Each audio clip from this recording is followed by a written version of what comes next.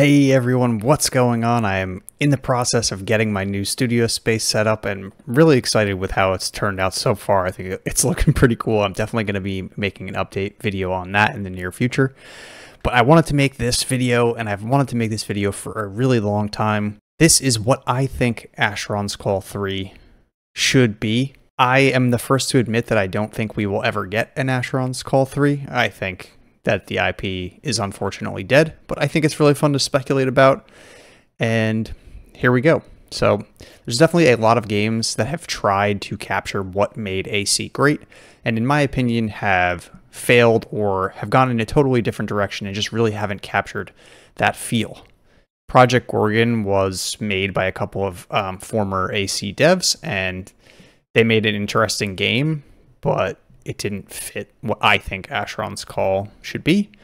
And a game like New World, where they have skills and things like that you would think of when you think of Asheron's Call, but it's still doesn't have that feel of Asheron's Call. So I've noticed that this topic comes up on the AC subreddit every once in a while, and I thought it would be worth throwing in my thoughts on the topic. So first, I think it's important to establish what makes AC AC. So the first core element that I want to talk about is random loot. I think random loot is something that's kind of gone away in the modern MMO. If you play World of Warcraft and you kill a monster, the only thing that monster is going to drop is the quest item that you're looking for, or like a currency. You're not going to see this. You're not going to see a bunch of stuff, some of it good, some of it trash. And while I think that this system could be refined, I really would want to see random loot brought back in any kind of Asheron's Call 3 project. The next core element that I'm going to talk about is making this a skills-based game.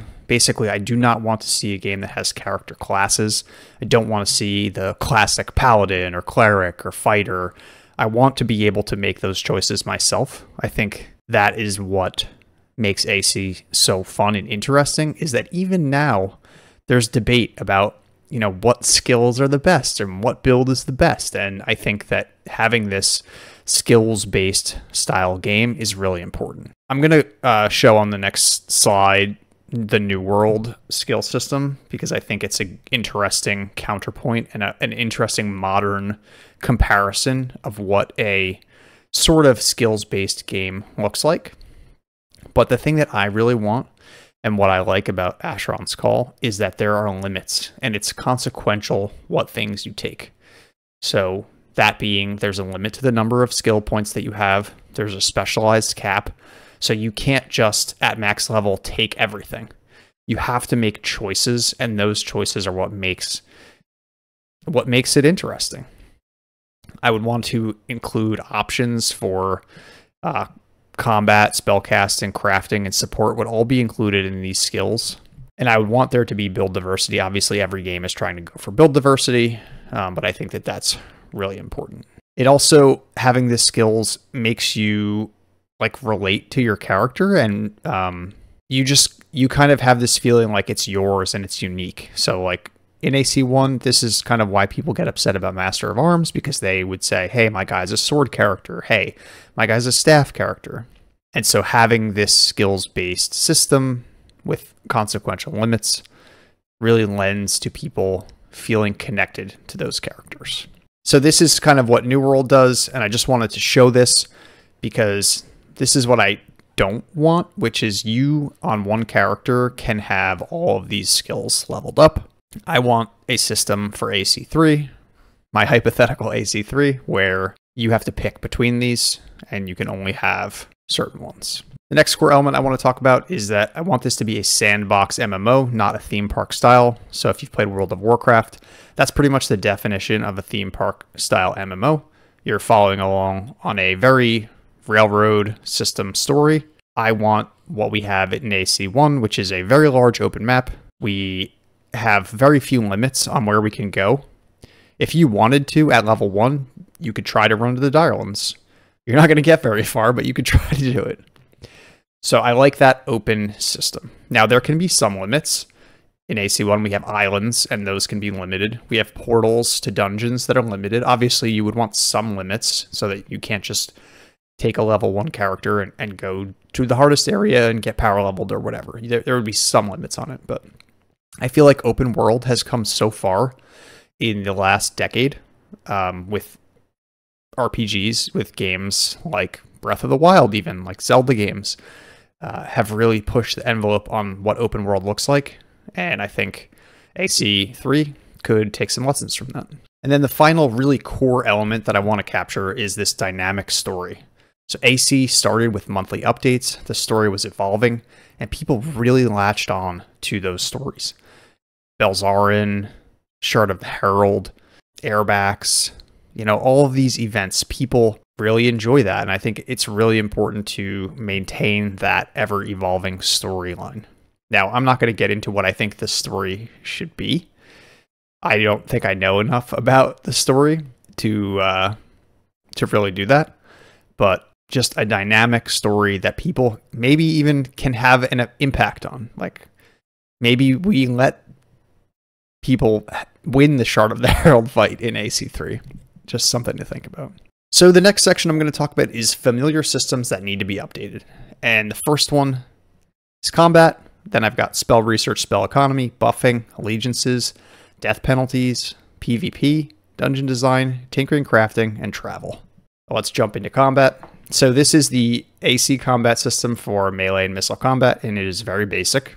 However, below it I have like a WoW spell bar and then my Lord of the Rings Online combat, and I kind of don't want to get into these type of MMO spell bars. I feel like this is just unnecessary at this point, and maybe something that would work would be something more Dark Souls-esque, where you're trying to time things, you're trying to get behind enemies, you're trying to roll and dodge, and that could make the melee and missile combat more interesting. But definitely we need updated combat for Asheron Skull 3.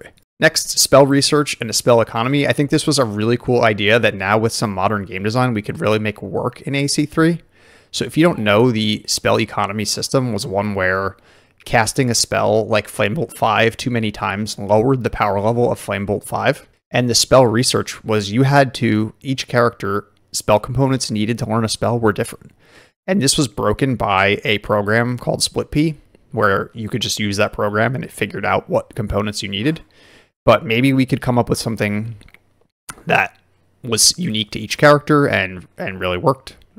I think the system is really interesting. And if we could update it to a modern game era, I think it could be really fun. Next, we have buffing. So buffing in AC1 is, in my opinion, a little bit boring. Most people relegate buffing to an automated task. Even on my no-botting server that I play on Levistris, we are allowed to use V-Tank to buff because buffing it's boring. And what it does is it means that you have to sit around and wait to do the fun stuff. So we don't want to do that in AC3. We want to be able to jump right into the exciting things. So I think what we want to do with buffing is make it useful in combat versus buffing prior to combat. So that would be what we have now, which is like debuffs, casting creature debuffs or vulns. Like we want to keep that because I think that's interesting. We just want to remove the pre-buffing somehow. We can increase the value of debuffs in combat, make them more dynamic and interesting, and just totally scrap the buffing before combat system. Updated allegiances. So most games have guilds, and I feel like AC had the right idea with this patron-vassal bond, and it's really important in AC to me. I mean, I think it was really a cool, interesting system.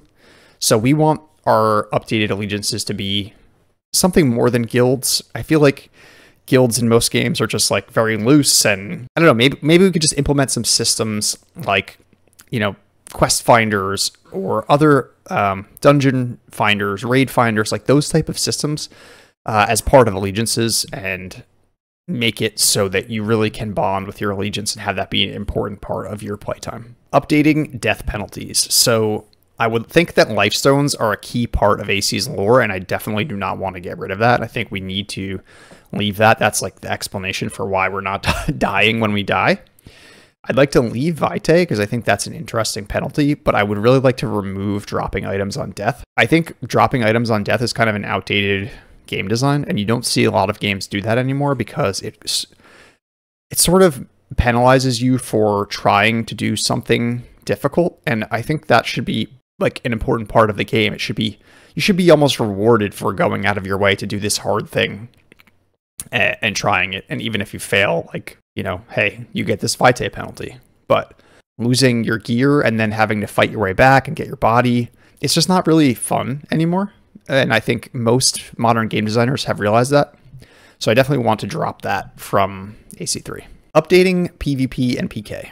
So I think the most important thing that I'd like to say about this is that we want to keep this separate from PvE as much as possible. And that could be the same way AC did it, where you have a dedicated PvP server and you have opt-in PvP on PvE servers. So AC1's PvP was mostly just like people dueling or people trying to control certain areas, which I think was interesting. I would like to expand on the land control system that AC tried to implement and then kind of failed at. That could be partially through reputation systems with different factions and like controlling their areas and supporting them while other people try to take them, like capture the flag style. Dark Age of Camelot had a really good 3-faction PvP system, and I think we could learn a lot from that and implement something similar for AC3. Updated dungeon design. So I think something that could be interesting to keep from what we end up with in AC1, which is going to the wiki and following a map to get everywhere, where we implement procedurally generated layouts that change. So say you're going to do, I don't know, focusing stone. Instead of following the map, you kind of get this brand new layout, and you know, maybe there's a puzzle that's the same in each iteration, but the layout is not exactly the same. I think that could be interesting. And AC1 started to do some stuff like that with like Dwayne's Dark Cavern. You know, the jump puzzle changed one day to the next. So one big issue that modern gaming has is honestly, like a channel like mine that reveals all the hidden things in a game. And I think this happened a lot with New World, where like everything was basically spoiled before the game even released. So that kind of gets back to what I was talking about just following the wiki to like do a quest. Like we kind of want to avoid that in our dungeon design for AC3. We want people to have that feeling of exploration and like finding new things and not just playing, like I said, a solved game. And then a crafting system. So I really do like AC's crafting system, and it goes hand in hand with random loot. So we want to keep a system similar to that and expand on those existing systems. But I don't want a survival-based game. I don't want to go out and like chop trees down and like skin creatures. Like I think we want to tie it to the random loot. We want to get all of our materials from that random loot system and make that really important to AC3. We just want to expand on the system a little bit. And I think we could do something better than just like doing an imbue and it's 33% chance and like, oh no, you lost like your best item. There could be more of a, like, yes, we could have that chance, but maybe we could like improve it with, you know, farming X item. Maybe we could take say we fail, like maybe we can use like a really hard to get currency to bring that failed item back. I think there's a lot that we could do to make it more interesting and less punishing for people. And then updated travel. I kind of think AC has like one of the best travel systems in all MMOs. I think mounts are like kind of unnecessary because portal travel is amazing. I think mounts could be fun as just like a cool thing, and I would be happy to have that in AC3, but I don't think it's like necessary. I want to bring back the portal system. I think people talk about AC1 and they don't want town network. I would love for there to be a hub where you go through and travel through the portals. I think it's important for bringing people together. And now if we're talking about a fully populated modern MMO, we would want that to be a very large area that was interesting and dynamic and had cool NPCs and other stuff to do and wasn't just like, hey, here's 10 portals to these towns that don't do anything. We would want that all to be much more interesting. But I just wanted to note, like, I don't think we need like a fast travel griffin layout, you know, like WoW has. We don't need horses that go from this town to that town. Like portal travel is really cool. It's very unique to AC, and I think it's fun, and I wouldn't want to change it. Now, some new additions. So this is not really MMO related, but Helldivers 2 has this incredible thing where they have dedicated game master, and that person dictates like which planets they have to fight and what their major order is and all these things.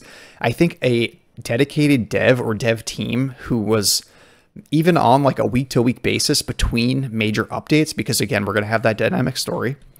But this could be separate from that, where we have live events happening and we have NPCs or dev-controlled characters, like playing like the Asheron character and interacting with characters, or starting live events. I think live events were such a key part of the beginning of Asheron's Call, and it kind of got lost later on in the life. And I think it would be awesome to make that like such a key aspect of Asheron's Call 3.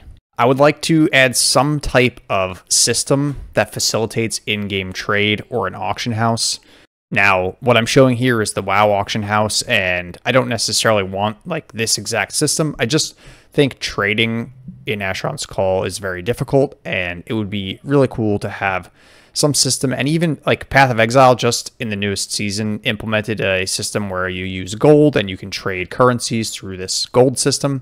Something kind of basic like that would be awesome for Asheron's Call 3 to facilitate trading of goods like salvage and tinkering items. And, you know, AC1 solved that through bots, and I'm hoping that Asheron's Call 3 can avoid having bots. So something like this would really help that.